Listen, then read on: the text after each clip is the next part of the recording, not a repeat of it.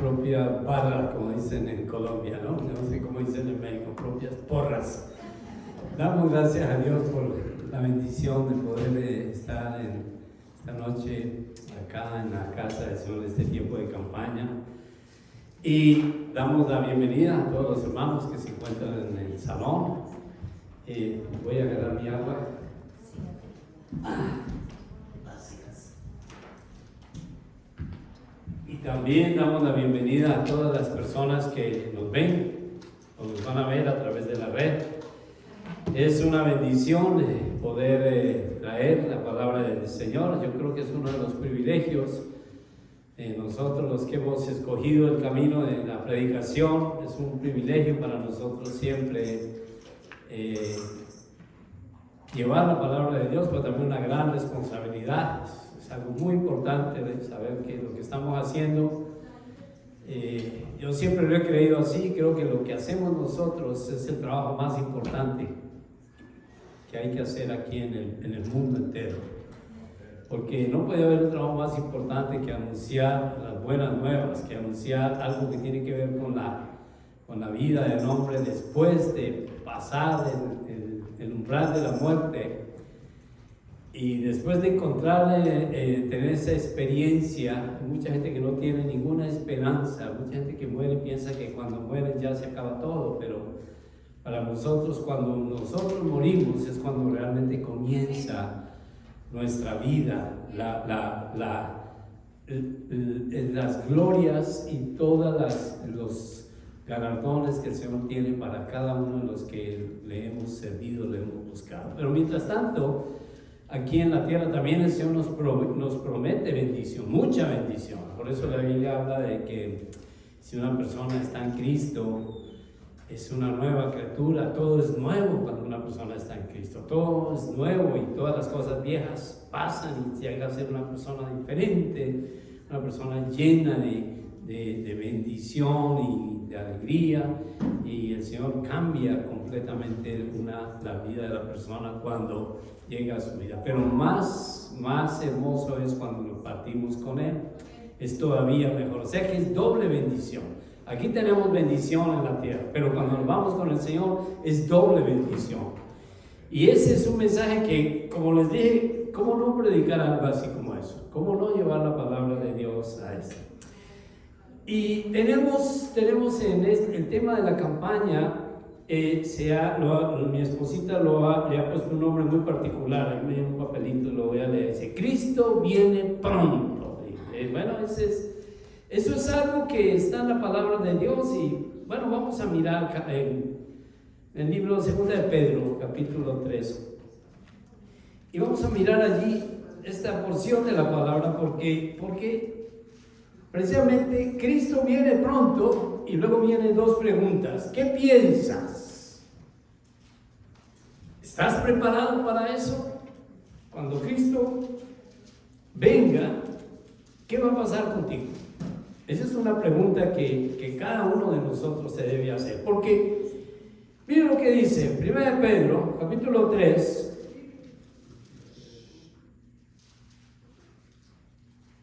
Y miremos el versículo 1 en adelante para entender un poco el contexto de esta pregunta o de esta frase: Cristo viene pronto. Dice: Amados, esta es la segunda carta que os escribo, y en ambas despierto con exhortación vuestro limpio entendimiento, para que tengáis memoria de las palabras que antes han sido dichas por los santos profetas, y del mandamiento del Señor y Salvador dado por vuestros apóstoles, sabiendo primero esto, que en los postreros días vendrán burladores, andando según sus propias concupiscencias, diciendo: ¿dónde está la promesa de su advenimiento? Porque desde el día que los padres durmieron, todas las cosas permanecen así como desde el principio de la creación. Estos ignoran voluntariamente que en el tiempo antiguo fueron hechos por la palabra de Dios los cielos y toda la tierra que proviene del agua y por el agua subsiste, por el cual el mundo de entonces pereció anegado en agua. Pero los cielos y la tierra que existen ahora están reservados por la misma palabra, guardados para el fuego en el día del juicio y de la perdición de los hombres impíos. Mas, oh amados, no ignoréis esto, que para el Señor un día es como 1000 años, y 1000 años como un día. El Señor no retarda su promesa, según algunos la tienen por tardanza, sino que es paciente para con nosotros, no queriendo que ninguno perezca, sino que todos procedan al arrepentimiento.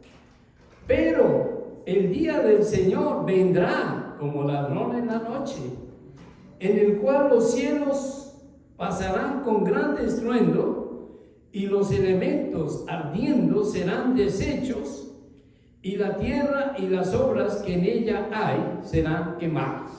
Vamos a dejar hasta ahí esta lectura. Vamos a orar primero. Y Padre, te damos gracias esta noche por tu palabra. Y Señor, te pido que estos minutos que yo voy a llevar tu palabra, ese mensaje tuyo, que de verdad, Señor, pueda yo comunicar a mis hermanos el mensaje que tú tienes para todos nosotros a través de este tu humilde siervo, Padre. Este siervo inútil que lo único que debe hacer es lo que tú ordenas que se haga. Y yo te doy gracias, Padre, por la oportunidad de compartir con mis hermanos esa palabra hermosa tuya, palabra que lleva vida, palabra eterna, Señor, y que podamos atesorar esa palabra en nuestro corazón. Y que esa palabra nos ayude aún a prepararnos aún más para estos momentos tan importantes que habla tu palabra acerca de tu venida. Bendice a los hermanos que están aquí presentes, cada familia y cada hogar representado, Señor. Y también a cada persona que nos está viendo o nos va a ver a través de la red, que sea de bendición para ellos y que podamos aprender, Padre mío, en esta noche ese mensaje que tú quieres dar a tu iglesia. Gracias, Padre. En Cristo Jesús, gracias. Amén. Amén. Cristo viene pronto. ¿Qué piensas de eso? ¿Qué piensas de eso? Y al pensar, al darte la oportunidad de pensar en eso, puedes vincularte un poco con eso y decir, ¿qué papel estás jugando todavía? ¿Estás preparado para eso? Porque miren, dice la palabra de Dios que una de las cosas que la gente decía en los tiempos de Pedro era lo mismo que hoy en día escuchamos nosotros. Yo escucho mucha gente que dice, bueno, yo desde que conozco la iglesia me dicen que Cristo viene, pero todavía no ha llegado. Y Pedro tenía la misma frase. Miren lo que dice el versículo 4. O versículo 3 dice, en los postreros días vendrán burladores, gente que quiere burlarse de la palabra de Dios, que andan en sus propios pecados, en su propia concupiscencia, y ellos van a decir, estos burladores van a decir, ¿dónde está eso de la venida del Señor? ¿Dónde está la promesa de su advenimiento? Porque desde el día en que los padres durmieron, todas las cosas permanecen como desde el principio. Igual que lo que dicen hoy en día, bueno, siempre han dicho lo mismo, pero no cambian el tema, no cambian como que se le rayó el disco. ¿Qué pasó? ¿Por qué no tienen otra frase? ¿Por qué no tienen otro tema? Eso de que Cristo viene pronto. Pero realmente es que ese es el mensaje central de la iglesia. ¿Por qué digo eso? Porque el mensaje central de la iglesia es la última de las profecías que falta por cumplirse. Todas las otras profecías ya se cumplieron en Cristo Jesús. Pero esta profecía que habla la palabra de Dios todavía no se ha cumplido. Anoche decía el predicador, dice, la palabra de Dios no miente. Todo lo que dice la palabra de Dios se cumple. Y esta profecía también se va a cumplir. Pero ¿qué tiene que ver eso con usted?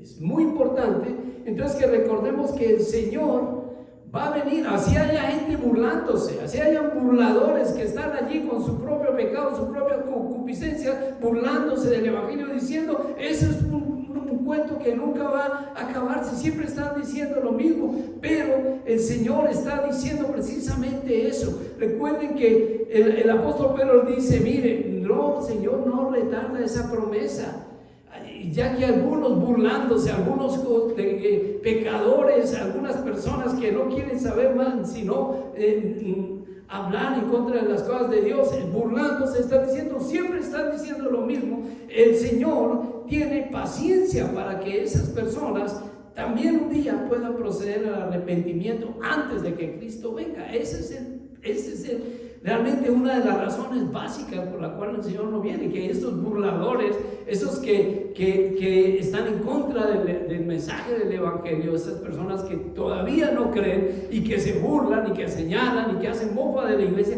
que esas personas tengan todavía la oportunidad de arrepentirse, es una de las razones por la cual el Señor no ha llegado todavía. Pero eso no quiere decir que el Señor no va a venir. Él no retarda esa promesa. Y Pedro da una clave diciendo que recordemos que va a ser como ladrón en la noche, y recordemos que el tiempo de Dios es un tiempo diferente a nosotros. Para nosotros 2000 años que han pasado ya desde que la venida del Señor nos parece mucho tiempo. Para Dios no, hermano. Para Dios un día son como 1000 años y 1000 años como un día, dice la palabra de Dios. Eso lo dice 1 Pedro 3:8. No ignoréis que para el Señor un día es como 1000 años y 1000 años como un día. Eso quiere decir que para el Señor no han pasado sino 2 días desde la venida, desde que Él subió al cielo. Así que el tiempo nuestro no es el mismo tiempo de Dios. Sin embargo, eso no quiere decir que Dios no va a venir, que el Señor no va a llegar.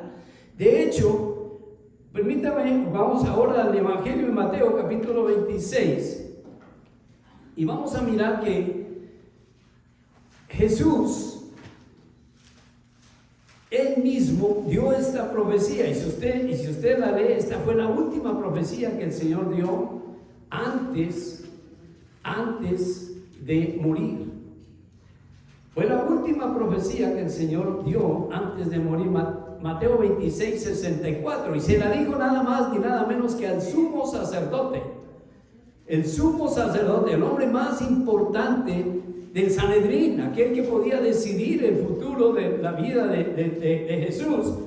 Dice en versículo 62, lea conmigo, versículo 62, Mateo 26:62. Dice, levantándose el sumo sacerdote, le dijo, el sumo sacerdote, estamos hablando del el que más autoridad tenía en el Sanedrín. ¿No respondes nada que testifican estos contra ti? Mas Jesús callaba. Entonces el sumo sacerdote le dijo, te conjuro por el Dios viviente que nos digas si tú eres el Cristo, el Hijo de Dios. Y Jesús le dijo, tú lo has dicho. Y además os digo que desde ahora veréis al Hijo del Hombre sentado a la diestra del poder de Dios y viniendo en las nubes del cielo. O sea, Jesús allí no solamente le dijo al sumo sacerdote, yo soy el Mesías, el Hijo de Dios, el Cristo, el que había de venir, el que ha de venir. Y no solo eso, sino que desde ahora en adelante, y él sabía que Jesús sabía que él iba a morir ese mismo día. Dice, desde ahora vas a ver al Hijo del Hombre sentado a la diestra del poder de Dios y lo vas a ver viniendo en las nubes del cielo. O sea, Jesús estaba diciendo al sumo sacerdote que él iba a morir, que iba a subir al cielo, iba a estar a la diestra de Dios, pero que iba a volver otra vez al mundo.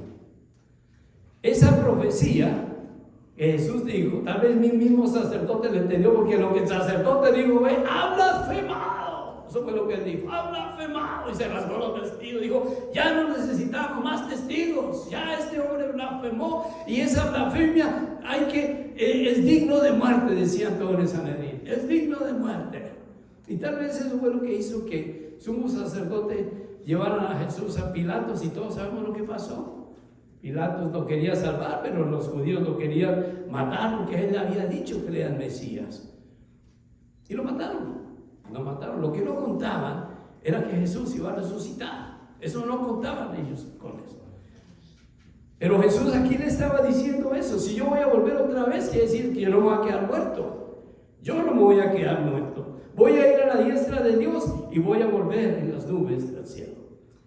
Esa fue la promesa, la última de las profecías, o la última sentencia que Jesús dijo antes de subir al cielo, cuando habló con una de las personas. Interesante que él y el Poncio Pilato fueron los últimos que hablaron con Jesús antes de que muriera. Ahora, si Jesús viene pronto,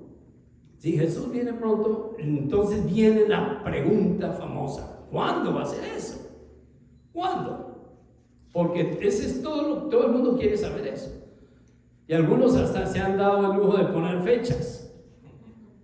Y siempre han fallado. Siempre han fallado poniendo fechas, porque el Señor Jesús dijo, desde el principio dijo, nadie sabe eso todavía. Pero sí va a cumplirse esa promesa. Pero sí nos dejó algunas pistas, que es lo que yo quiero hablar esta noche, para que nos preparemos, para que tengamos entonces suficientes elementos para saber de que estamos en lo que debemos estar.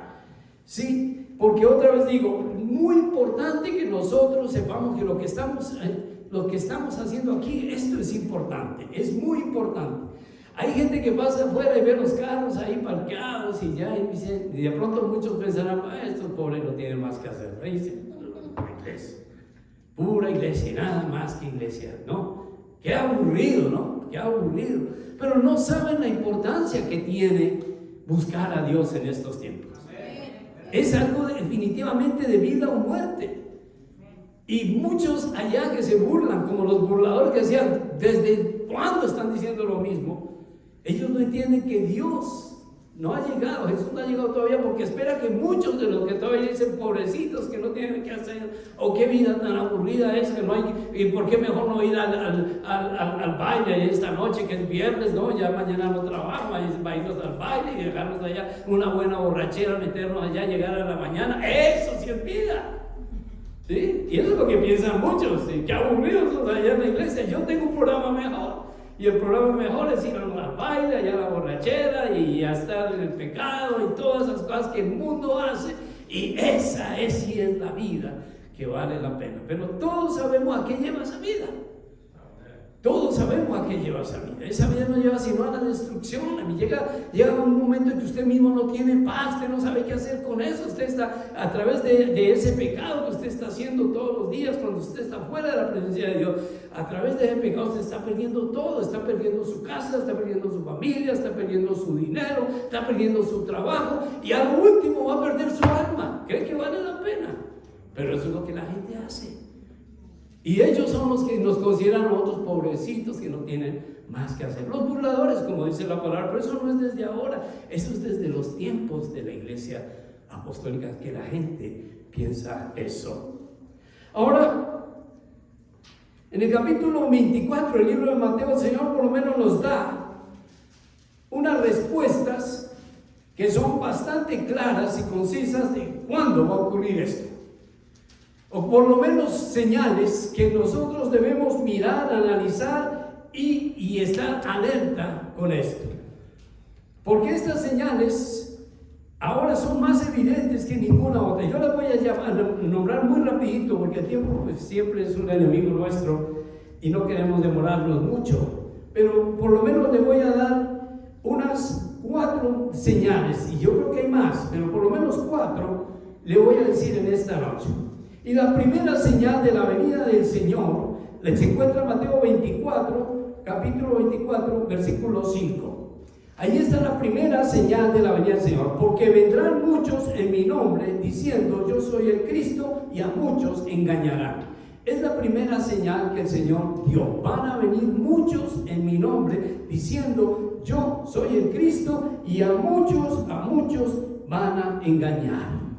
Y mire, en este solo capítulo lo repite 3 veces. 3 veces la misma, con diferentes palabras, pero dice más o menos lo mismo. Capítulo 24, versículo 5. Vendrán muchos en mi nombre diciendo yo soy el Cristo, y van a engañar a las personas. El otro versículo se encuentra en el 11. Muchos la misma idea, muchos falsos profetas se levantarán y van a engañar a muchos. Y en el versículo 24 vuelve a repetir el Señor lo mismo: se levantarán falsos cristos y falsos profetas, y aún estos falsos profetas harán grandes señales y prodigios, de tal manera que engañarán, si fuera posible, aún a los escogidos. Entonces mira hasta dónde llega Satanás con la idea de querer meterse en esta parte. Y Satanás no pudo evitar que Jesús resucitara. Una de las cosas bonitas es que Satanás no sabe todo. Él no es omnisciente como Dios. Satanás no se imaginaba que Jesús iba a resucitar. Y por esa razón ahora quiere por todos los medios evitar que la gente crea en Jesús. Y inventa cosas, y una de esas cosas que se ha inventado más que ninguna otra es respaldar a falsos profetas. Falsos profetas, porque desde el tiempo de Jesús hasta ahora, ¿cuántos falsos profetas han existido? En este tiempo, ¿cuántos falsos profetas, falsos maestros, falsos apóstoles existen? Son miles y miles que predican un mensaje completamente diferente a lo que es la palabra de Dios. Entonces, una de las señales más evidentes es que en este tiempo muchos vienen en el nombre del Señor, dice. Lo interesante es que dicen que vienen en el nombre de Cristo y van a engañar a muchos. Y ese engaño va a ser terrible, porque dice la palabra de Dios que va a engañar también a gente que es cristiana, a escogidos. Yo creo que esa es una de las razones por las cuales yo siempre he estado en contra de nosotros ir de iglesia en iglesia. Si usted va a una iglesia allá y usted luego se va a otra iglesia y otra iglesia y otra iglesia, al final no va a ir a ninguna. Entonces, donde Dios lo ponga, donde empiece, ¿por qué cree que el Señor dijo: os he puesto para que vayáis y deis fruto y vuestro fruto permanezca? Dígame qué árbol que da fruto. El árbol de naranja, si usted lo pone aquí, va a dar fruto acá y siempre va a dar fruto allí, pero el árbol no puede tomar ese mismo árbol y plantarlo por allá y que dé el mismo fruto. Se muere. El árbol, el Señor quiere que donde nos plantemos, ahí demos fruto para Él. Así que es una de las razones que el diablo engaña mucho a los escogidos, porque no todos tienen un mensaje bueno, no todas las iglesias tienen un mensaje bueno. Usted cuando va y encuentra una iglesia que predica a Cristo resucitado, que se eleve y se le dé la gloria a Dios, no a los hombres, que no sea el hombre que lleve la gloria, sino Dios. Es una iglesia buena donde se predica a Cristo, y que se predica a Cristo como único y suficiente Salvador, y que no necesita más para ser salvo sino a través de Cristo. Si usted encuentra una iglesia así, sírvale a Dios y déle la oportunidad a su alma de prosperar y crecer. Pero si usted va de lugar en lugar, va a encontrar un momento dado en que en una iglesia de esas que se disfraza de cristiano, porque hay muchas iglesias disfrazadas de cristianas, le van a enseñar otra cosa distinta, y falsos apóstoles, falsos profetas, falsos mesías van a empezar a predicar una cosa y van a terminar engañando. ¿Cuánta gente no termina engañada? Precisamente porque el enemigo, Satanás, está actuando en esas personas. Porque Satanás no quiere que la gente se salve. Si no quiere, y al no querer que la gente se salve, va a usar todas las artimañas del error posibles para evitar que la gente se convierta a Cristo de verdad. ¿Y cuántas iglesias, cuánta gente no va a iglesias? Estamos estudiando ahora en nuestro curso de seminario sectas falsas, porque hay muchas sectas falsas, hay muchas iglesias que prometen salvación, pero lo que hacen es condenar a las personas que van a. Porque no hay un evangelio. El único evangelio real es el que está en la palabra de Dios. Y si alguien le predica un evangelio diferente, así sea un ángel de Dios que venga y le predique a usted un evangelio distinto, esa persona es una persona que Dios no aprueba. Es una persona que está en contra de Dios. Es falsa esa enseñanza, y lo falso Dios lo detesta. Entonces, hermano, van a haber falsos cristos. Y esa es la señal más evidente una de las señales más evidentes de la venida del Señor.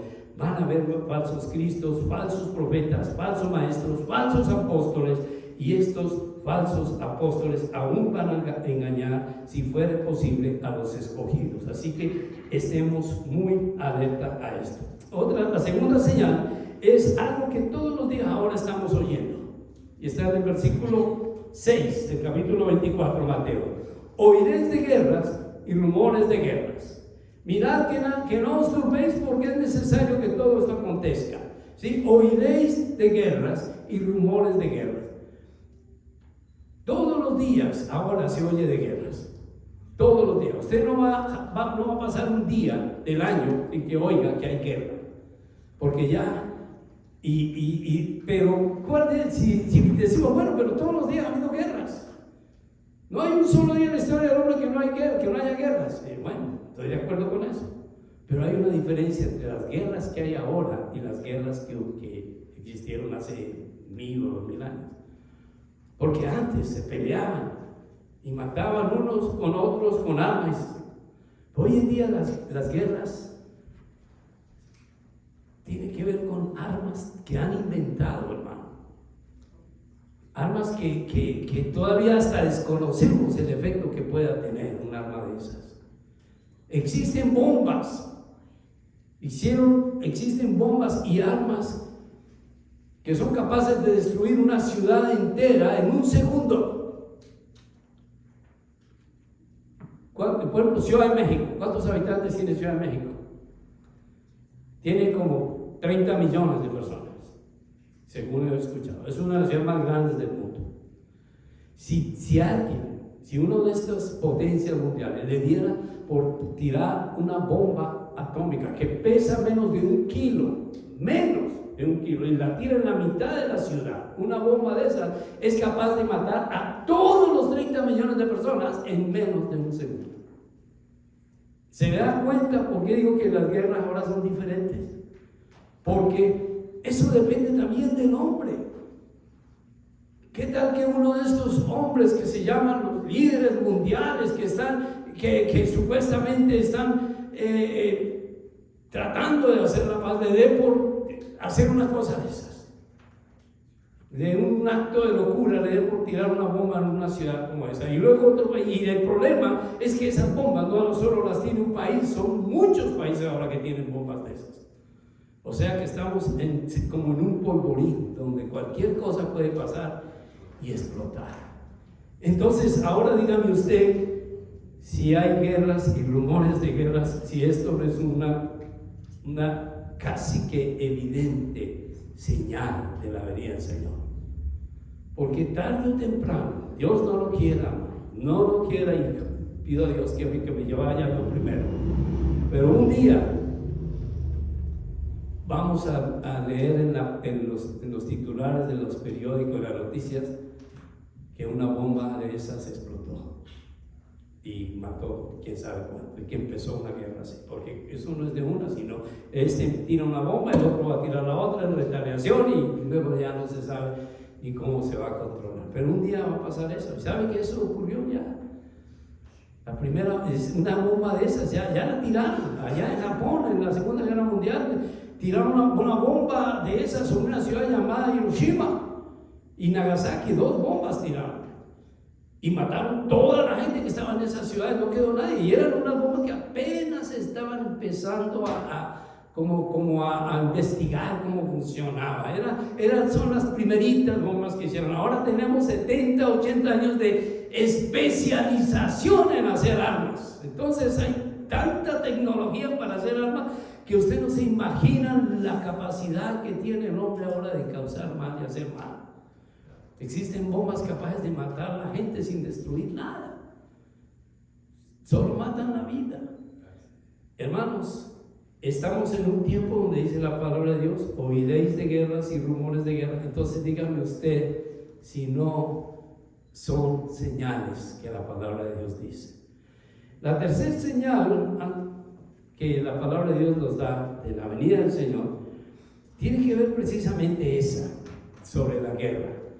Se levantará nación contra nación y reino contra reino, y habrá pestes y hambres y terremotos en diferentes lugares. Bueno, esta otra parte también, van a haber nación contra nación y reino contra reino. Y ahora ahora nomás estamos viendo una guerra que parece que no, pero hace poco el mismo presidente de este país estaba hablando con otro presidente que se llama el presidente de Ucrania, y hablando entre los dos, hablando en una entrevista televisiva, le digo, oye, tú estás empezando la Tercera Guerra Mundial. Así, en una entrevista donde todo el mundo estaba mirando y estaba viendo lo que estaba pasando. Y le digo, tú estás empezando la Tercera Guerra Mundial, porque estamos a punto de una Tercera Guerra Mundial con la guerra de Ucrania y Rusia ahora. Porque toda la Unión Europea está apoyando, y aún Estados Unidos y otros países apoyando a Ucrania, pero otros países están apoyando a Rusia. Ya el mundo se está involucrando en esta guerra y uno no sabe qué va a pasar. Nación contra nación, reino contra reino. Eso son cosas que están por suceder ahora mismo y que nos dice a nosotros algo va a pasar. Pero aparte de eso, habla de pestes, de hambres y terremotos. Y eso también. Hace poco salimos, hace 2 o 3 años nomás, salimos de una de las pestes que ni siquiera se podía imaginar lo que iba a pasar. ¿Sí? Y lo del COVID, escuche hermano, lo del COVID no fue una enfermedad que salió así nomás, fue una enfermedad que el hombre inventó. Eso lo inventaron, ese virus del COVID que mató millones de personas y que todavía sigue afectando a la gente. Eso fue una enfermedad que inventaron en un laboratorio y que se salió de allá y luego contagió un pueblo y otro, y luego no pudieron parar porque se metió allí. Y ustedes saben qué pasó, fue todo el mundo quedó infectado por eso, porque era imposible parar el contagio. Pero eso lo inventaron en un laboratorio, en una ciudad de un país. O sea que imagínense que existen muchos virus y muchos de esos virus existen y están allí y los pueden usar como armas de guerra para infectar a un país completo. Eso existe actualmente. Entonces, por eso dice la palabra de Dios, pestes. Y por supuesto esto va a traer hambre. Hay países de África ahora donde los niños, las familias no tienen nada para comer, están muriendo literalmente de hambre. Hay países actualmente que las personas comen 2 o 3 veces a la semana cuando tienen algo para comer. No piense que porque vivimos en un país lleno de abundancia, donde la comida sobra, eso pasa en todas partes. Hay lugares donde la comida es tal vez lo básico, que la gente lucha para tener algo en el estómago porque no hay nada. Hambres. ¿Y qué me dice de los terremotos? No más hace 2-3 semanas, un terremoto ¿cómo se llama este país? Myanmar. ¿Cómo? ¿Birmania o Myanmar? En Birmania, por los lados de Tailandia. Myanmar creo que se llama. Pero miren hermanos, todavía están sacando muertos de ese terremoto. En este momento, yo estaba leyendo noticias hoy, todavía están sacando personas que están sepultadas y no lo han podido sacar. Miles de muertos, porque estaba la gente manejando, y eso fue a pleno día. Hay gente que lo filmó, eso está en YouTube, usted lo ve nomás, y gente que filmó cuando estaba el terremoto, los edificios se movían así, y se caían como naipes al piso, y la gente en los hospitales y todo, y una locura. Y eso pasó solo hace 2 semanas. Hace una semana nomás también tembló en un terremoto, que gracias a Dios no pasó nada en Los Ángeles, pero allá está pronosticado un terremoto que si es de 7 grados va a caer la ciudad entera de Los Ángeles. Y créanme hermanos, los terremotos todos los días se están viendo, pero ahora son más fuertes, diferentes lugares. Esa es otra de las señales. Entonces dígame usted, ¿qué tan cerca puede estar la venida del Señor? Usted, después de escuchar esto, porque queda la última de las señales, y esta también, tal vez era la última que el Señor, que a mí me dice, esta es la que confirma que el Señor va a venir más pronto, que ya los tiempos prácticamente se están alineando. Está en el versículo 14, capítulo 4, versículo 24, versículo 14. Será predicado este evangelio del reino en todo el mundo para testimonio a todas las naciones, y entonces vendrá el fin. Cuando se escribió este texto, este versículo, Me imagino que Mateo dijo, bueno, ¿cómo se va a predicar este evangelio a todo el mundo si hay partes del mundo que no conocemos?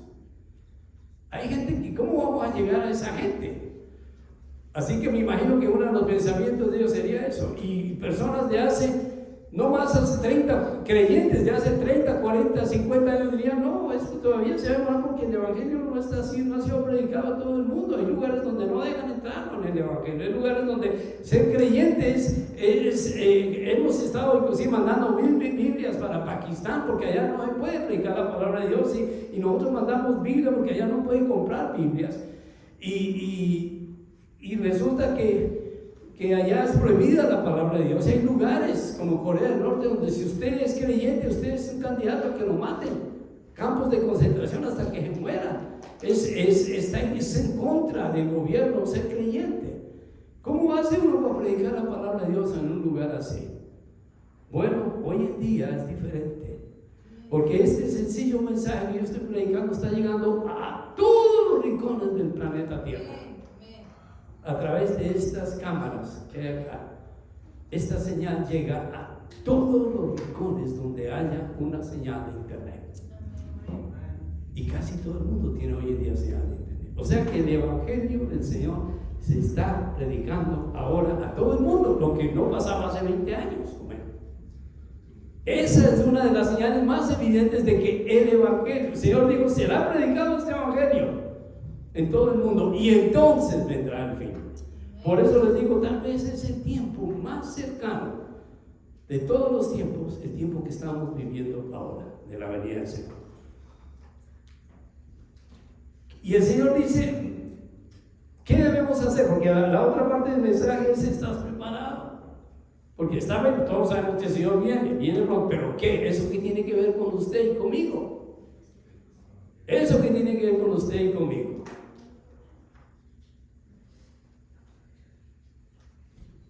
Tiene que ver mucho.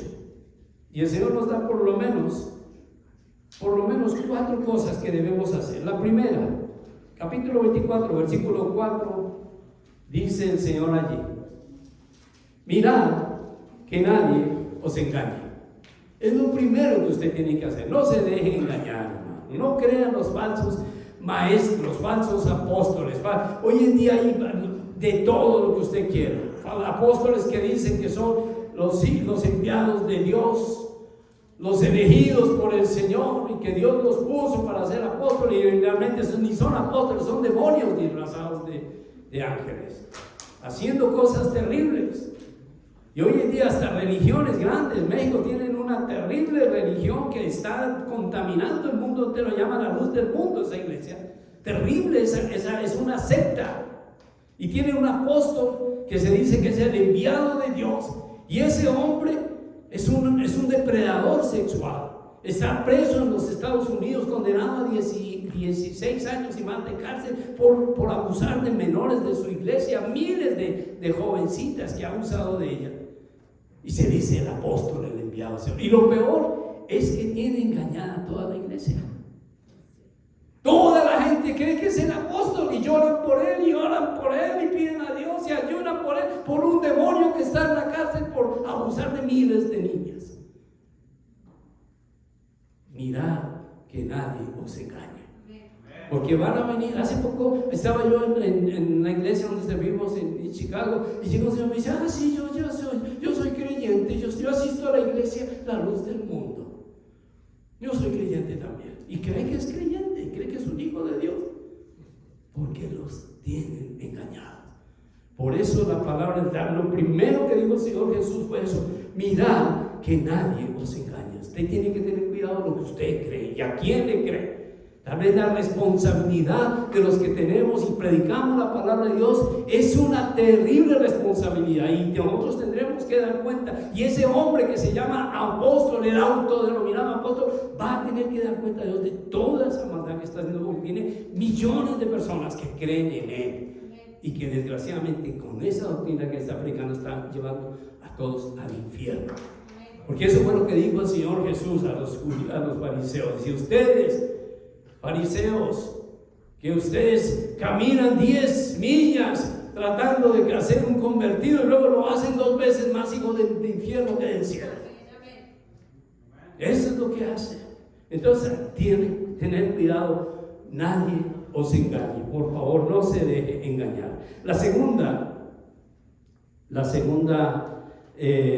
advertencia que el Señor nos hace a nosotros, preparándonos para la venida de Él, dice en el versículo 6, capítulo 24, versículo 6, la otra frase: mirad que no os turbéis, porque es necesario que todo esto acontezca.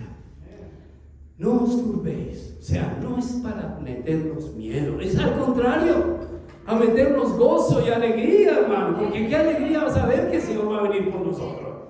No puede haber un momento más alegre, pero eso depende de cómo estemos con el Señor. Porque si estamos mal con el Señor, vamos a tener que salir a escondernos. ¿Sí? A escondernos cuando el Señor vea que no nos va a encontrar haciendo lo que estamos haciendo. De ahí que es tan importante que la iglesia haga lo que el Señor quiere que hagamos. Yo creo que el Señor quiere que nos reunamos en su nombre, que alabemos su nombre, que vivamos auténticamente el Evangelio. Porque nosotros no somos cristianos solamente para venir el domingo y escuchar un sermón y luego irnos al mundo a vivir como los demás. Eso no es ser cristiano, eso es una burla al Señor. Y esos burladores son los que el Señor está diciendo: van a venir burladores y no quiero que eso pase. Entonces, es necesario que todo esto acontezca. Y a nosotros los creyentes nos dice el Señor: no os turbéis, porque es necesario que esto pase. No os turbéis, no te preocupes. Al contrario, con esa alegría inmensa esperar que venga el Señor, porque ya llegó. Acabamos de leer un texto cuando empezamos el servicio de las 10 vírgenes. Estas 10 vírgenes que estaban, dice que cuando llegó el esposo, por lo menos habían 5 que decían: viene el Señor, ya llegó el Señor. Estaban felices, pero había otras 5 que dijeron: ¿ahora qué vamos a hacer? Denos aceite, pues se nos acabó el aceite. Dice: no, las otras fueron más prudentes. Dice: no les vamos a dar porque se nos va a acabar a nosotros también. Vaya, compren, mientras Él viene, compren y vean rapidito. Pero mientras estaban comprando, ya el Señor se había llegado, llegó el Señor y ya se quedaron afuera. Eso nos quiere decir que sí es. Hay muchos creyentes que vamos a decir: Señor, ya estamos listos, felices, alegres. Pero otros van a decir: no, por favor, todavía no, Señor. Tengo que arreglar unas cositas, todavía no he arreglado esto, todavía me gusta mucho meterme allá en la cantina a tomar, todavía estoy muy contento allá con las drogas, todavía estoy muy feliz haciendo lo que estoy haciendo allí, y en el adulterio, la fornicación, la maldicia, la lascivia, la envidia, la idolatría, la borrachera, todavía juego con eso. No vengas todavía. ¿Ven? Eso depende de cómo esté usted con el Señor. Unos vamos a estar muy felices esperando que el Señor venga. Otros van a decir: Señor, por favor, demórate un poco más. Pero lo que sí sé es que no debemos preocuparnos. No os turbéis, porque es necesario que esto acontezca. Cuando dice esto, también está diciendo: van a venir guerras, no te preocupes. Van a venir falsos cristos, no los oigas. Van a haber terremotos y van a haber situaciones de hambre y situaciones de peste. No te preocupes, yo voy a estar con ustedes. Una de las cosas que yo he visto es que en toda situación el Señor siempre está para protegernos. Y si no, ¿por qué tenemos al hermano Fausto y la hermana María Magdalena acá cuando ellos los desahuciaron por el COVID? Que ya no podían hacer más, que ya se iban a morir. Pero el Señor dijo: no, yo estoy con ustedes, yo los voy a proteger. ¿Sí? Es cuando el Señor decida, no cuando el hombre decida. Y en medio de la guerra, Dios lo va a proteger. En medio de la persecución, Dios va a estar con usted. En medio de la lucha, de dificultades, Dios le va a proveer. Pero lo importante es que usted confíe en Dios. Si usted confía en Él, todo lo puedo en Cristo que me fortalece, decía Pablo. Entonces, adelante. Y por último, está en el versículo 13. Lo que debemos hacer. ¿Qué debe hacer entonces usted? No se deje engañar, no se turbe, no tenga temor. Y en el versículo 13 dice: el que persevere hasta el fin, este será salvo. La perseverancia, tal vez de las cosas más difíciles es perseverar. ¿Cuántas veces no ha empezado usted? Esto sí lo voy a hacer, y lo hace un día y al otro día se lo ve, al tercer día ya cansado, como que no. Sí. A veces que voy a la iglesia y que quiero ir a la iglesia, voy un domingo y luego otro domingo y luego como que ya empiezo para atrás, el retroceso. Perseverar es muy importante. Perseverar en el Señor. Una de las cosas que Dios más valora es que sus hijos perseveren. Dice que era una de las cosas que hacía la iglesia primitiva cuando comenzaron. Perseveraban en la oración, en el partimiento del pan, en la comunión de la iglesia. Pero perseverar significa mantenerse firme. Amén. Perseverar significa no fallarle al Señor. Porque si usted falla, usted no me falla a mí. Yo soy pastor y mi responsabilidad es predicar la palabra de Dios. ¿Qué es lo que dice en el libro de Hebreos acerca de los pastores? Le dice a la iglesia, dice: obedeced a vuestros pastores, ¿sí? Y ojalá que no todos obedecen en la iglesia. Dios no sabe que es así. Obedeced a vuestros pastores, porque ellos te predican la palabra de Dios. Pero dice: considerad cuál ha sido el resultado de su conducta y imiten su fe. Yo procuro tratar de ser un ejemplo, pero el ejemplo mayor de nosotros no soy yo, es Cristo. Cristo es mi ejemplo, yo trato de hacer lo mejor que puedo también. Y el ejemplo suyo, yo no debo ser, yo no soy usted debe fijarse en mí, fíjese en el Señor. Yo trato de predicar al Señor y trato de mantener lo más puro posible el Evangelio y predicar la doctrina verdadera, y espero que el Señor se glorifique siempre en lo que yo hago. Pero lo más importante es que usted sea fiel a Jesús, fiel a Cristo, persevere en Cristo. Eso cuenta muchísimo, y el Señor ve esa parte tan importante en su vida.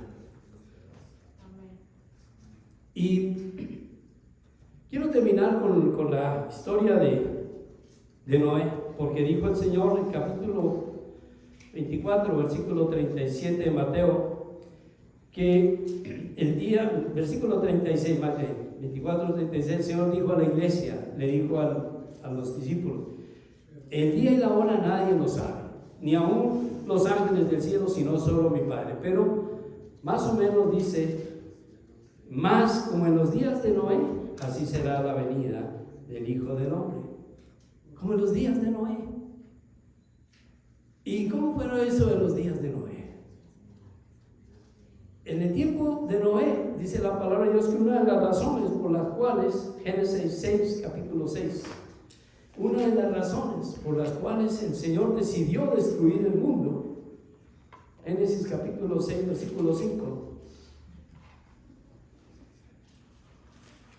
dice la palabra de Dios allí, que una de las razones por la cual Dios decidió destruir al mundo fue que vio la maldad. Dice: vio Jehová que la maldad de los hombres era mucha en la tierra, y que de todo el designio de los pensamientos del corazón de ellos era de continuo el mal, y se arrepintió de haber hecho hombre en la tierra, y le dolió en su corazón.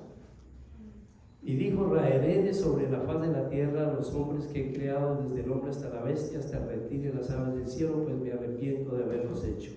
Pero Noé halló gracia ante los ojos de Jehová. Como en los días de Noé. En los días de Noé el Señor vio la maldad del hombre como hoy es el día. Jesús dijo: así como en los días de Noé.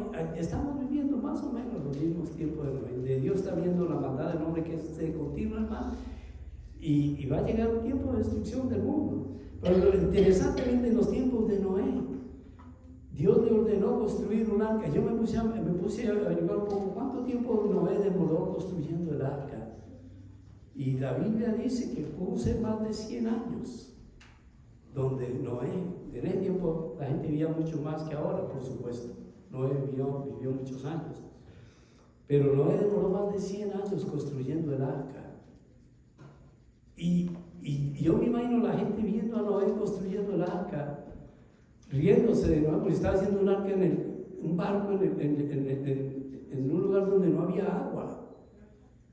Yo creo que Noé se llevó el título de loco del pueblo, ¿cierto? Noé y los que estaban con él, sus hijos ayudándole, y él pacientemente levantó un arca, hizo un arca.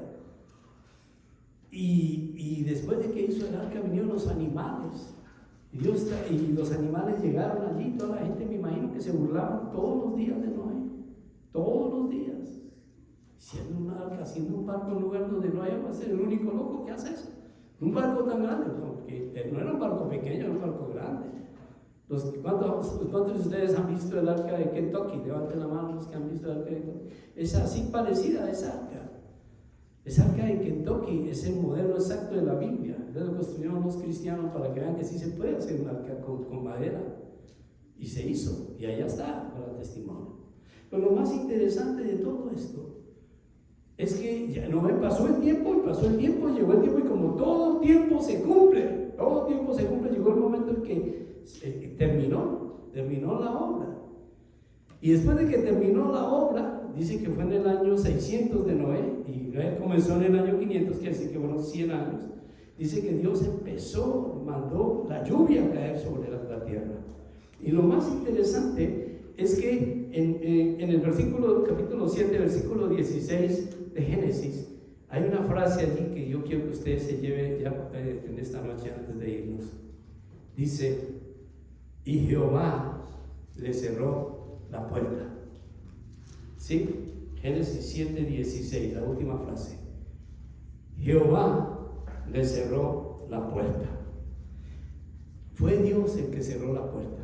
Porque yo me imagino que cuando comenzó el arca a flotar y vio la gente que había agua, y vio la gente que se estaba ahogando y que ya necesitaban entrar, y que sí, por fin creían, y tal vez a rogarle a Noé que por favor los dejara entrar, Noé tuvo que decirle esta frase: mira, fue Dios el que cerró esto. Yo no cerré el arca, yo la hice, yo cumplí, y estos 100 años que pasé construyendo esta arca, pudiste haberte arrepentido y haber llegado a Dios, y seguramente te había salvado, porque seguramente si una persona se hubiera pedido ayuda a Noé, hubiera creído, seguro Dios le hubiera dado la oportunidad de redención. Pero nadie creyó, todos se burlaron, y fue Dios el que cerró el arca, cerró la puerta, y solamente 8 personas vivieron. 8 nomás. A mí me aterra que la palabra de Dios habla mucho de las pocas personas. Si usted se da cuenta, de toda la multitud, 8 personas Dios escogió para que se salvaran. El mismo Señor Jesús dijo que va a engañar, los falsos profetas van a engañar aún a los escogidos, y si no fueran acortados estos días, nadie sería salvo. Eso quiere decir que van a ser muchos los que se van a condenar. Y yo creo, no es que Dios quiera condenarlos. Dios, porque mismo Pedro dice que el Señor quiere que todos mundos se conviertan y se salven. Pero ¿cómo puede Dios salvar al que no quiere ser salvado? ¿Cómo puede Jesús redimir al que no quiere ser redimido, sino que es un burlador? Desgraciadamente, cuando se den cuenta, como en los días de Noé, que si era verdad, se van a dar cuenta de que el Señor cerró la puerta. El Señor Jesús viene, y viene, la razón por la que Él viene es que viene por su iglesia, a llevarse a su iglesia. ¿Para qué? Bueno, ese ya es un tema diferente, que no tiene que ver ahora, pues que tiene que ver con el tema, pero que sería muy largo, sería muchos mensajes más. Pero lo que sí es que el Señor está dispuesto, Él quiere venir por su iglesia para presentársela a sí misma como una iglesia sin mancha, sin arruga y sin cosas semejantes. Entonces Él quiere darnos la oportunidad que tengamos una vida en la eternidad con el Señor. Él quiere darnos una vida nueva ahora y llevarnos a la presencia de Él, y esa presencia que nosotros vamos a tener con el Señor va a ser por siempre en la eternidad con el Señor. Yo no sé si usted piensa que vale la pena o no, pero créame, hermano, vale la pena. Es el Señor el que merece toda honra, toda gloria. Por eso estamos aquí. Vamos a cerrar nuestros ojos para orar al Señor y pedirle, Señor, que danos la oportunidad, Padre, de buscar de ti en esta noche. Padre, comprometernos contigo, Señor, de tener realmente, valorar esta bendición maravillosa de que tú vienes por tu iglesia. Hemos visto las señales, Señor, hemos visto también la bendición maravillosa de saber que tú, Dios, nos has escogido para esa bendición y que estamos acá. Señor, y si tú quisieras venir ahora, aquí está este grupito de tus hijos listos para irse contigo, Padre mío. Gracias, Padre, por habernos dado una vida nueva. Gracias, Padre, por darnos la alegría inmensa de saber que contigo tenemos más que victoria. Y gracias, Padre Santo, porque la presencia tuya, la confirmación de que tú vas a venir por tu iglesia, esa es nuestra esperanza, esa es la verdad que estamos predicando y que vamos a seguir predicando hasta el último día de nuestra existencia, Señor. Estamos listos. Ven, Señor, por tu iglesia y gracias por esta bendición inmensa de ser tu pueblo. En el nombre de Cristo Jesús te damos gracias. Amén. Amén.